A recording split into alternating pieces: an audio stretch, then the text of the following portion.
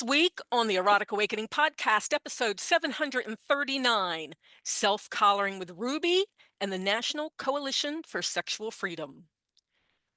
Welcome to Erotic Awakening, an exploration of all things erotic. If you are offended by adult topics or prohibited by law, it's recommended you stop listening right now. But first, I'd like to thank the amazing patrons of Erotic Awakening. You have kept and continue to keep this show and educational work alive and thriving. A special welcome to our newest supporter, Troy. If you'd like to be part of the team that supports this continuing work, head over to patreon.com/eroticawakening and sign up today. So hi everyone, I'm Dawn, and I am here this week to continue the conversation on power exchange, polyamory, sacred sexuality, and everything in between. This week, we've got Ruby. Ruby is a patron and has been a long-time patron and a friend, and she's got things to talk about, and I've been trying to get her on the show, and yeah. So this is a topic people ask me about sometimes, and I know we were talking about it on the Discord channel, but anyway, welcome, Ruby. Hello. Today's topic is self-collaring, and I know we have talked to someone on the show about it before, but it's been a while ago, and because I know some of your perspective on it, I really wanted to get that on the show. So let's start with the first question of why or what? Or how? Okay, who, what, where, when, why? Oh, Okay. why? Nope, let's start with what. What is a self-collaring to you? Okay. So my name is Ruby. I'm from Madison, Wisconsin. I have been active in BDSM since 2011, and I've been in three more serious collared contract, longer term DS relationships. And I have been identified as self-collared before. But I never had a ceremony. So the thing that was really special recently, which Dawn didn't say, is that Dawn did help me with a ceremony. I had, I don't know, last year sometime, probably listed myself as self-collared, started wearing a collar for myself, but I had wanted to do a ceremony as part of the community ritual. For me, the first time I self-collared was after I had had a DS relationship in which a lot of what the dominant gave me and contributed towards the relationship was structure and check-in and accountability and like project management. I am like, like oversight and good girl and these kinds of things and rewards and pats on the head. These are things that work well for me. And I definitely knew after that ended that, and I had a really good therapist at the time. My therapist is no longer accepting people, but very kink aware, very a poly therapist, wonderful therapist. And we talked about self-collaring and this concept as a way for me to do that for myself, that kind of job description, that kind of role that a dominant has had in my life, how I could do that for myself. Now, I have to say that I think she brought it up and I came into it very pouty, very, very stomping feet, very, I don't want to, I don't want to have to be my own dominant. That's not fun. It does take away some of the, we have obviously everyone who's engaged in power exchange knows those wooey feels and that subspace and all that kind of stuff that we get from interacting and engaging in power exchange with someone else. And it's hard to it can be analogous to like having having intercourse with someone else versus masturbating, right? Sometimes you have to do a little head game with yourself to feel like that is fulfilling. But I knew for myself I needed to do that work so that I didn't feel like I had to have a dominant. And I think that was a big part of it, leaving that DS relationship was I was looking from the time I had started in kink and I hadn't had a long time without kind of a big D to check in with. And I wanted to do that work. no one wants to feel like they're coming into DS or MS or power exchange from a point of deficit, like that they need a dominant. And I think from the very beginning, when I first came into and experimenting with kink and play and power exchange, I felt like I needed a dominant. I wanted to do that growth. I wanted to have that growth and feel that confidence in myself that any kind of power exchange I would engage in was from a place of strength and not from I'm worried that I might screw up if I don't have a dominant. And yeah, I will speak briefly to what some of that fear was for me. Now, for Okay. me, and this is not, I know part of it has to do with I love to play. Like, I love to play. I like to bottom. I like heavier play. And I came to kink from 12-step world. So I had been in 12-step world for most of my adult life until I came into kink. And I had heard about frenzy and I went, "Ooh, I don't want to do that." I didn't want to engage. I wanted to engage in healthier patterns for myself. And for me, I definitely felt like that's not the only thing I got out of DS, but I felt like some oversight over and someone in charge of who, making stupid decisions in the dungeon on a Saturday night might be a good idea. I feel like that's underselling everything that I got out of DS, but that's certainly part of it. Is some good executive function at times when my executive function was out the window. So self-collaring, you said something about being your own dominant. Mhm. And I'm not Yeah. even sure how to have conversation around that because I'm like, I don't want to be my own dominant. I am Mhm. right now. Because Mhm. power exchange is like a fetish for me. I love the feeling of trusting someone enough to Mhm. surrender to them. I mean, it just feeds my heart and my soul, but I think it has more to do with trust than anything else. Like I said, Mhm. that's what feeds me. So, in a self-collaring situation, where mm, where's the Yeah. power exchange? How's it Yeah. different than vanilla? I got so many How is it questions. different than vanilla? A good Yeah. question. I think that for one, there's a couple things. There's a couple things there. For one, it is like we were talking briefly, it is I made so when we had this ceremony, I made a pledge to myself not to engage. It's been a while since I had a space and I'm leaving a primary role. If my parents are listening to this, don't listen to this. But I'm leaving my primary relationship as well. So I am moving into a solo space. And so I'm making a promise not to engage in a serious romantic and or DS relationship for a year. So part of the ceremony for me is having a ritual that is I am dedicating myself to myself for a year. That's part of it. And then the other part of it is I reward myself, I give myself tasks and then I reward myself and I tell myself, good girl. I I like, just did that today. yeah, No, yesterday I did a task that I've been procrastinating, and I'm like, you'll be a good girl if you get it done. There's a that's right. time limit and you get a reward. And I did. That's right. That's right. And like I said, some of it is a mind trick. Some of it Uh-huh. is it's all to me, it's all about the spin. And I definitely know that being able to feel good about myself was something that I worked on in DS relationships. I have come from a lot of self-loathing, low self-esteem, these kinds of things when I think about where I have been. And part of what I got out of dominance was I am ordering you to be proud right now, you know? Hmm. I'm Yeah. I'm ordering you to feel good about yourself right now. Without any buts, no ifs, ands, or buts, just feel good, Hmm. and also ordering me to like ordering myself to feel allowed to feel pleasure. Like I think there was a block for me in being able to feel pleasure and joy and happiness in life because I had had a lot of stuff go on where I didn't feel like I deserved to feel good. So that's And that. now you're able to bring that into the self-collaring? Is Yes, what I'm yes. hearing? I Yeah. will. I will say. I mean, part of it, not to put too fine a point on it, but I've done orgasm control with a number of big D's that I've had, That with Big D too. Oh, wait, and what different Big one of D. yes, yes.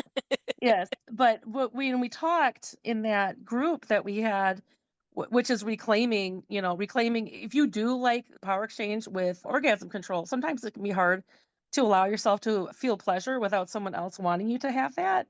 Mhm. And it ends up being a little bit of a mental hack. And so I now sometimes reward myself with orgasms. Sure, why not? Yeah, I like that whole idea. right. So, tell us a little bit about the ritual because you had a ritual this time. This is your 3rd time self-collaring, right? Do I remember that right? I'm gonna say this is my second time. This was my Okay, second time because after I don't know to use people's names, but right. yeah, I had been self-collared before this last, power exchange relationship, and then when that ended, that ended, like, 3 years ago, and I didn't really immediately be like, "Oh, I'm self-collared now," but at some point I was like, "Oh, I'm self-collared," and then at some point I listed it. So this was kind of like an evolution. This was the cherry on top of me embracing that self-collared identity again. Nice. Yep. Tell us a little bit about what makes this one different. The ritual or the collar itself? That was yes. I mean, it's literally not just a frame of mind. You literally have a self-collar collar. Yes, and we did this in a community setting. So I do a bottoms group here in town, and I happened to schedule it after the bottoms group. So a number of bottoms that I've known for some time, and then some new people came and witnessed this at the side of the community center under the beautiful tree on a beautiful fall day. That was really to me the most special part of it. Was just thank you weather, thank you earth for It just was the beautiful beautiful. day. Yeah. It was a beautiful moment. And specifically, one person in the crowd, she knew exactly how I felt when I put that collar on my neck again. Now, I'm Mhm. one of those people who doesn't traditionally wear necklaces. If I don't have a collar, I'm not gonna wear something around my neck, and that was the choice I made a long time ago, that it was that I'll do earrings, I'll do a bracelet, but I'm not gonna do a collar, and I have, like, occasionally, like, would wear a necklace, like, my mother gave me a chain, a nice chain with a pendant, I wear it to a holiday thing, and it always felt wrong. I wasn't sure what collar I was gonna use, but we did a swap here in town.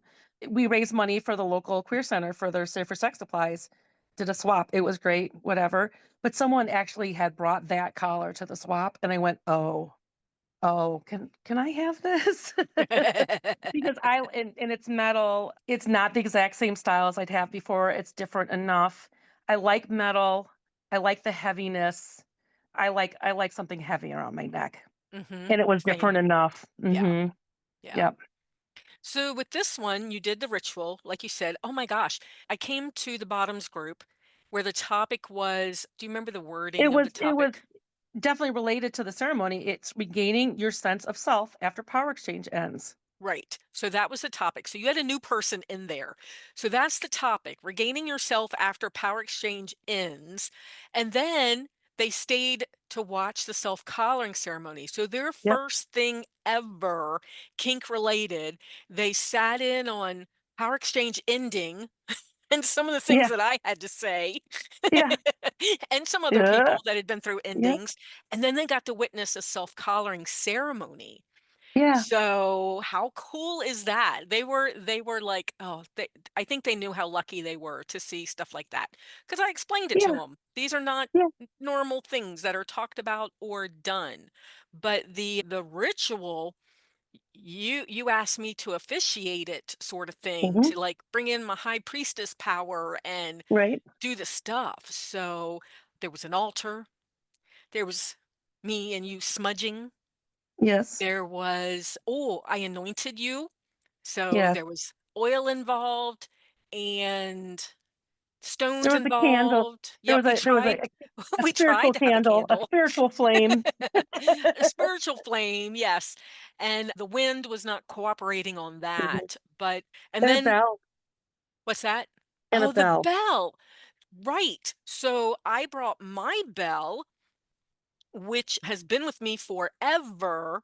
You Mm. noticed words on it that meant something to you. I have never seen those words on that bell. And then my bell wouldn't ringy ding. So you pulled a bell out of your bra. We didn't even know we were gonna need it, and you pulled a bell out of your bra. Well, "Here, this one works." anyone who knows me, that should not be a surprise. I usually will put before I leave the house, I look around, I go, "What stone do I want?" Oh, I have I have all kinds of things I put in there, Right. It's a pocket, and I had seen a small bell that I use in ritual, and I'm like, "Oh, maybe I'll need a bell. I'll stick that in Well, there." it was needed. For Yeah. some reason, my bell had done a time shift and now has words on it and doesn't ring, so I don't know what happened there. Yeah, And I will then say that the word that I saw on your bell was the name of a bird, and mhm, you and I both have a witchy or a spiritual, a woo-woo bent, yes. and a woo-woo bent, and the name of the bird, I have recently had a friendship end of someone who I had a connection with since the very beginning in kink, one of my very good friends, and she she went on a journey, and we were no longer communicating, and I've been sad about it. Her grandpa had this bird was his like his spirit bird, and she had pictures and things all over her apartment, and the word was just there looking at me, and I said, "Oh," and I just sometimes with these witchy things, you choose to go, "I guess that's for me," and that's Mhm. okay. Yep, Oh, yeah, especially since I didn't even know the words were on the damn yep, bell. yep, So, yeah, she was absolutely there with you. yep. Could feel that. And then you ended up talking about different power exchanges in your life and what positive things those people brought to you. Yeah, And well, that was inspired yeah. by you because I know that we've been talking. For me, I learned something from every relationship I've been in. There's been a long time that I no longer felt like I had to have a relationship last for my entire life for it to be successful. For me, if I can learn something from a relationship when it ends, that's success. And so I had taken some time and was dwelling on and thinking about the different power exchange I've had and what was the thing that I learned. Mhm. Even if things have ended bitterly at times, I still have learned things. I have still have learned things, even if what you learn is it's good to have boundaries and it's good to learn and grow and to move on when it's time to move on. That's still So learning something. So, exactly. And mhm, yep, you shared that with people, but then it was time to put the collar on your neck. And I mhm, remember telling you before the ceremony, I'm going to yes. give you the collar. I'm going to help you with the collar. I'm not putting the collar on your neck. This is a self collaring. So you get to do that to you. Yeah, I suppose I should have practiced that first. I didn't, Oh, but that's it was okay. I yeah. helped you out. But it was definitely like I was saying, my friend who was sitting and she has been property for a long time and she saw me and she came up to me afterwards and she said, "When you put that collar on your neck," I started crying because she Oh, could tell in my eyes how that felt for me. That's just that touchstone. And I right. said, "Didn't I say I belong to me? Hmm. Belong to me." Yeah. Um, and I'm in charge of me and I belong to me. And I'm tearing up a little bit right now thinking about it. And part of that as well is making a holy vow to myself to live according to my integrity and to be judicious in future power exchange. You had asked me before, does this mean that power exchange is over or that you're not going to be looking or you're not open? Well, not for a year. I'm certainly happy to play with people. And I think in my power exchange, like if I play with someone, there's power exchange there, Right. right? For the scene, but then it Right. ends. And I might date, but I'm not going to enter a relationship, a long-term relationship and or a power exchange relationship for at least a year. And I'm going to be doing some inner work on what are the things that I want and need at this point in my life. Yeah, Awesome. Well, I love the sound of all of that. So thanks for sharing with us. People are going to be interested in what this is. I need you to hold on the line a little bit because I'm going to talk to you about the National Coalition for Sexual Freedom in just a second. sure. All right. So Ruby was talking about the bottom circle, which is up in Madison. I could have been seen there, but I've got upcoming stuff as well. And was just at Satyricon over the weekend where I had people asking me, and where are you going to be? Have you listed that anywhere? So I am going to be this Thursday at Milwaukee's Naughty Munch. I'm going to be teaching and vending. I am currently making some hooded aftercare blankets today, matching my colors and putting those together. And then Sunday, I'll be vending in Minneapolis at BizBaz. And then Naughty Revival in Minneapolis at the beginning of December. I've got a lot of people that have been reaching out telling me they're going to be there. And then the newest one is Intrigue in Indianapolis at the end of February, where I will be presenting and vending. So keep up with all the places where I'm doing the things, my online classes and intensives and retreats, book news, discounts, and more via the Erotic Awakening newsletter. And you get an EA shout out like Jen from Ohio, Frankie from Montana, Jessica from Indiana, and Laura from Illinois. Head over to eroticawakening.com and subscribe today. So that was to break up the conversation, Ruby, so that then we can talk about National Coalition for Sexual Freedom. And in 16 years, I'm sure we have talked about this, Dan and I, on the podcast at some point, because this group is so important in the kink community. And then Saturday at the Satyricon Vendors Fair, you were actually doing the Vendors Fair for donations to the National Coalition for Sexual Freedom, also known as NCSF. And there was people there that had never heard of it, and I was surprised. This is how I'm going to word this. Why do a fundraiser for NCSF? Oh, well, we are coalition partners with Mhm, NCSF, and I do believe it's what's asked of us that we do a mhm. fundraiser. So it's just something Satyricon has done for a long time. Is always done once a year, done a fundraiser, and that money goes to NCSF because we are really happy to be partnered with them. Very grateful for their guidance, their leadership. I will say that Satyricon has leaned heavily on their framework for consent code, as well as the leadership of them have been willing to work with us around consent violation issues that we have and helping with us with guidance for that. So it's really nice to know that we're not in this alone and that we have that oversight and we have that connection. Now, NCSF is just an awesome organization. I will say I'm not the way that I'm associated with them is that I am on Satyricon board and we're coalition partners.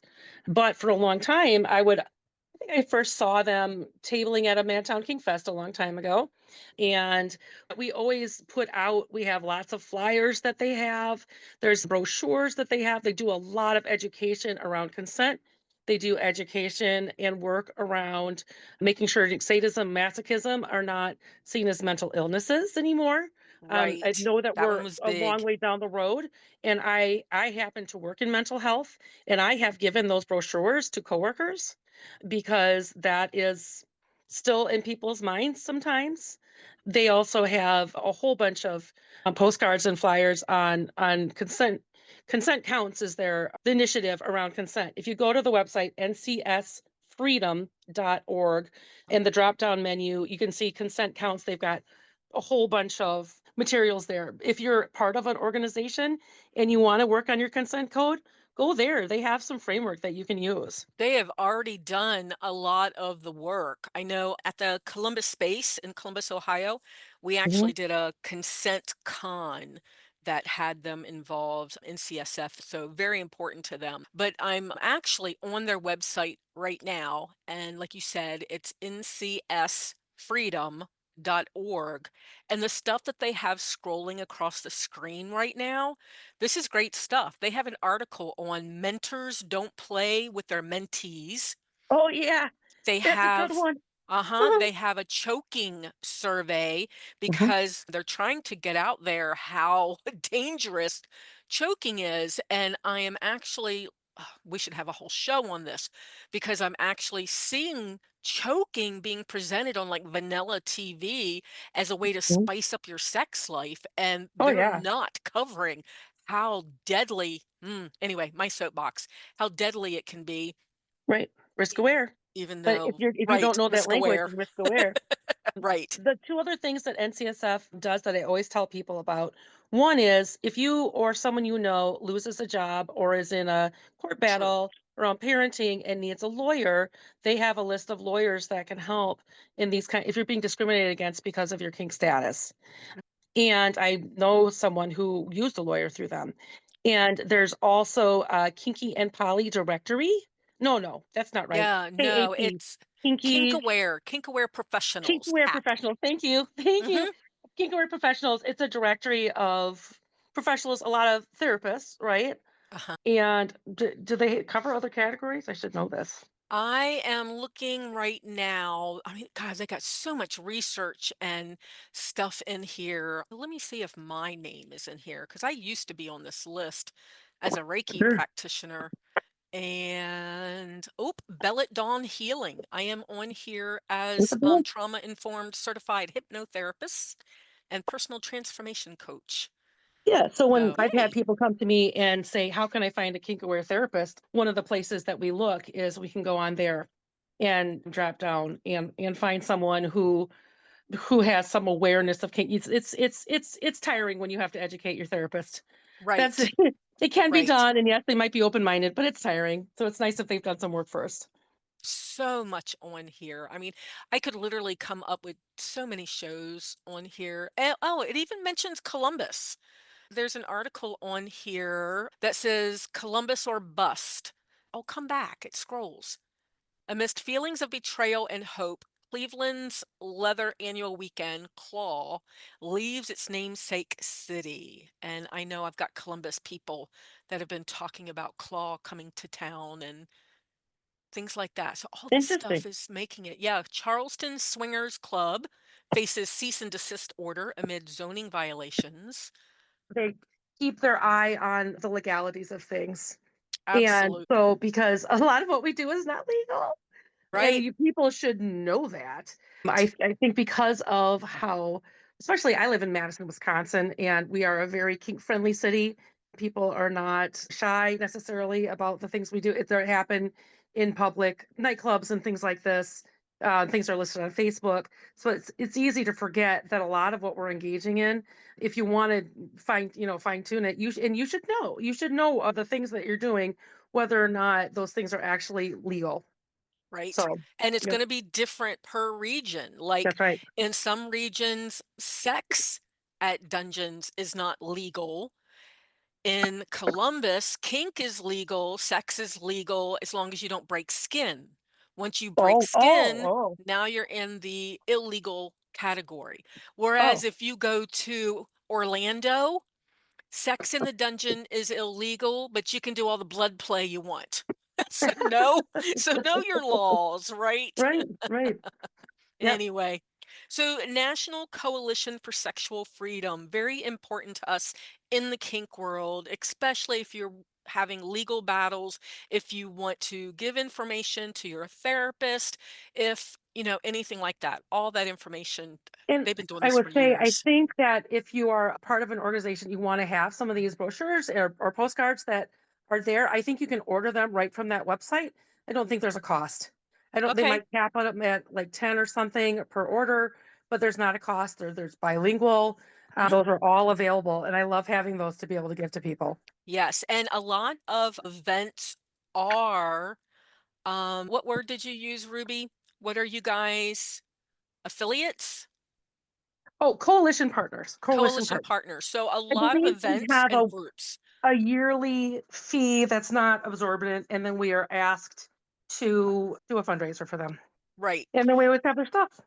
And I know AIS used to do that. The space used to do that. There's a lot of groups and events that send money to NCSF because we know how important they are to us. Yep. So, yay, NCSF, CAP, Kink Aware Professionals, all the things. Great website with lots of resources. Thanks for sharing all of that with me. So, I got two topics. And while I was talking to you, I thought of a couple of more topics to talk to you about. I'll have to get you at another time. Okay. And you are also on our Discord, Ruby. I wonder if you've been seeing all the werewolves and the tentacles that have been Oh my sent to God. me on So, the. okay, yes. So there's a couple people that really are Dawn's pipeline to some hot, hot, hot images on that Discord. I have to remember sometimes, I do work in a very, open profession, but sometimes you're like, oh yeah, that's right.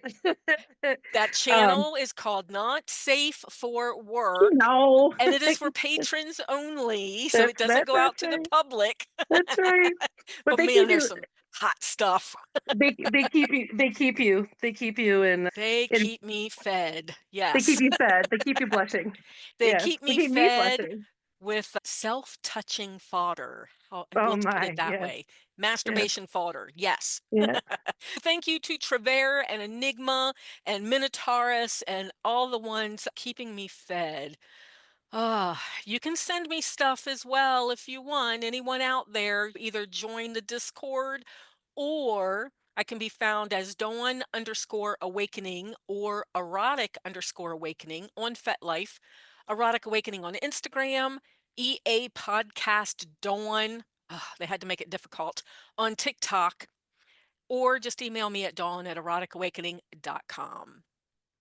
Be a part of the Erotic Awakening podcast community. You can become a patron of the show and get early access to the ad-free version of the podcast, a free copy of the audiobook Polyamory Toolkit, free ebooks, discounts on monthly Zoom classes, member-only Discord access, and more. Find all the goodies at patreon.com/eroticawakening today. And help others find us. Take a moment to support the podcast. Give us high ratings wherever you listen to the podcast. And most importantly, tell your friends about the show. And join the conversation with other listeners. Use the links from the Erotic Awakening website for our interactive Discord channel. Until next time, may your journey be filled with passion, joy, and a bit of naughtiness. Bye, Ruby. Bye, everyone. Bye bye.